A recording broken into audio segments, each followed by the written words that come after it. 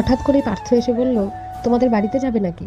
গেলে চলো, আমি একটু ফ্রি আছি, তোমাদেরকে নামিয়ে দিয়ে আসি। তো দেখো, যেই কথা সেই কাজ। আমিও এক লাফে রেডি, আর এইদিকে মেয়েকেও কোনো মতে রেডি করিয়ে নিলাম।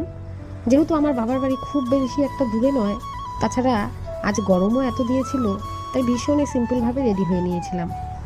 আমরা তো রেডি, আর এইদিকে দেখো পার্থ এখনও শুয়ে শুয়ে মোবাইল দেখে যাচ্ছে। তো যাই হোক, ফাইনালি আমরা বেরিয়ে গেলাম। আজ গরম এতটাই ছিল যে এখন 5টার মতন বাজে, তবুও যেন গরম কমছেই না। বাইকের হাওয়াতে একটু রেহাই পাওয়া গেল। আর এইদিকে দেখো, রাস্তার দুধারে কি সুন্দর ভুট্টা শুকাচ্ছিল, দেখতে বেশ ভালোই লাগছে। তো দেখো, আমরা 10 মিনিটের মধ্যে চলেও এসেছি। আর এইদিকে অনুশ্রীকে দেখো, মার জন্য যে আমপান্নাটা এনেছি, অনুশ্রী এইদিকে সেটাতে ভাগ বসাচ্ছে। তো ঘরে গিয়ে শুরু হলো সবার সাথে গল্প। এরপর পার্থও বেরিয়ে গেল, আমরা থেকে গেলাম। ও রাতে আসবে আমাদেরকে নিয়ে যেতে।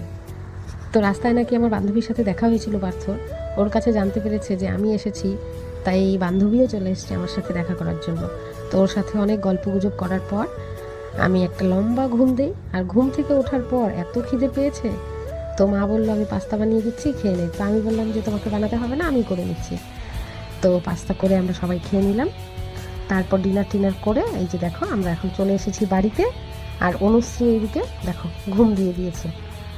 তো চলো, আজকের আমাদের সন্ধ্যেটা এরকমভাবেই কাটলো। দেখা হচ্ছে নেক্সট কোনো ব্লগে। Tata, good night.